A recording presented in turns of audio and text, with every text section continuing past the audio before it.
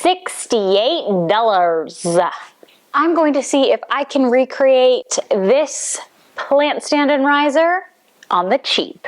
I will say the shape of the miter box and the shape of this arch did not go well together. I struggled a lot, and I am going to eyeball some of that baking powder into that dish. I probably should have done measurements, which it seems to be the theme in this video because it turned out to be real thick. There you have it. This is the final reveal.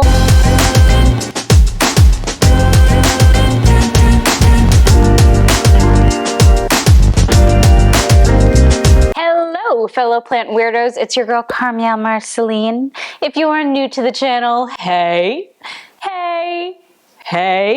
welcome to the family. We unabashedly hyperfixate on plants here.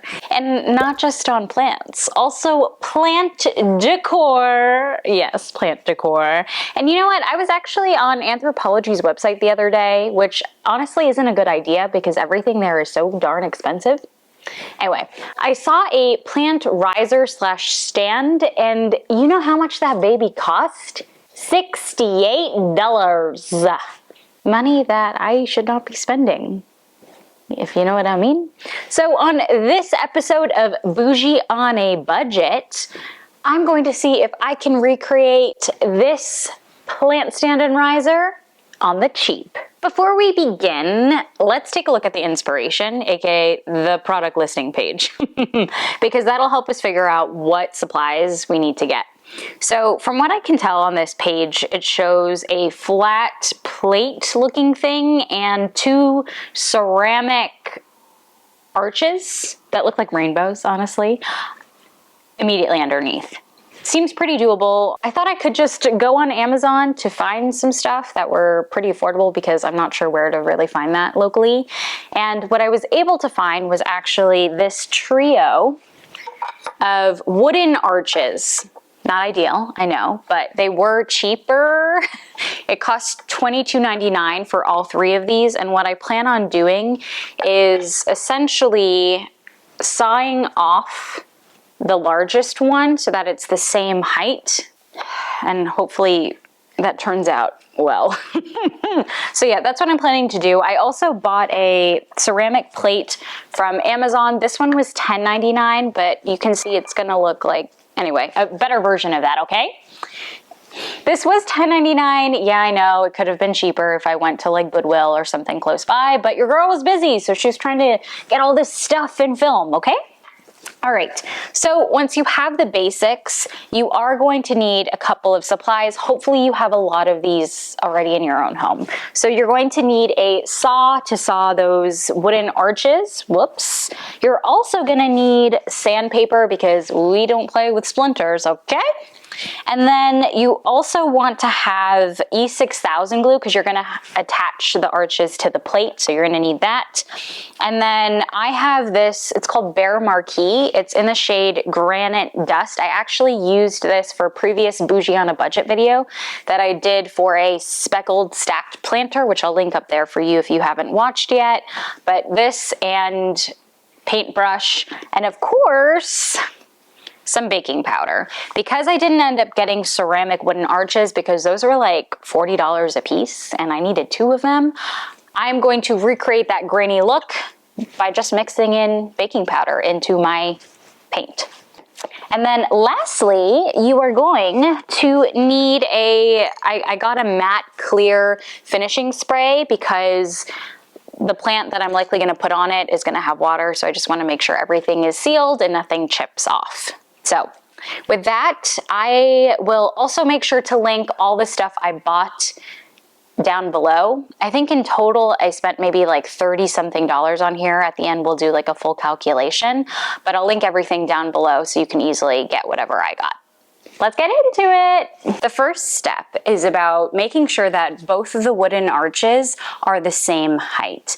I know, I can get a little specific with this by measuring, but of course I'm not going to do that. Who needs exact measurements, am I right? So I'm just going to line them up together, guess a little bit, and mark it with a pencil.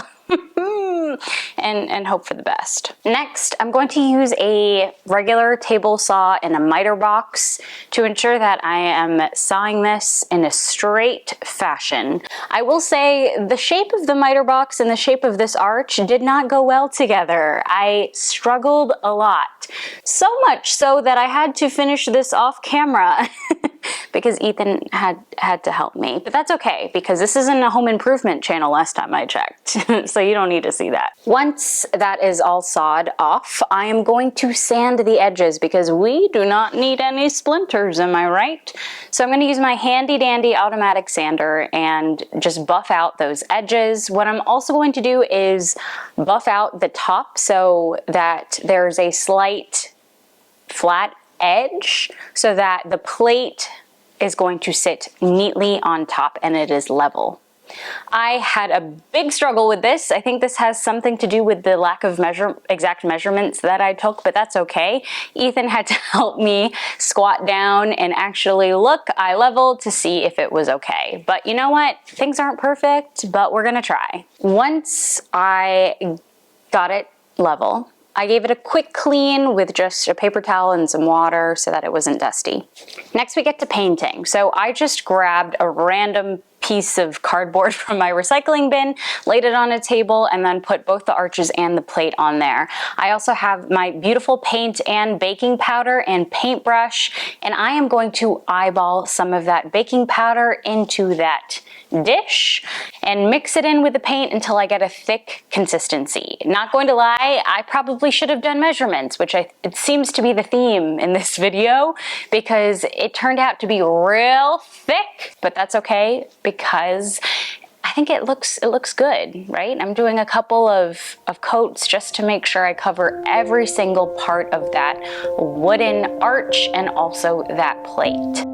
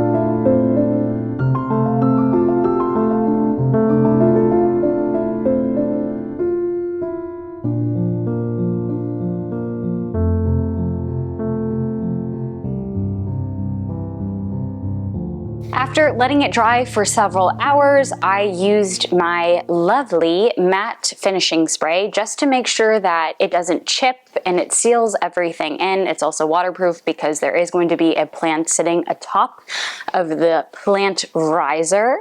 And once I do a good couple of sprays, I'm gonna let it dry for several hours. Lastly, it comes down to assembling this thing. Make sure that all your pieces have dried.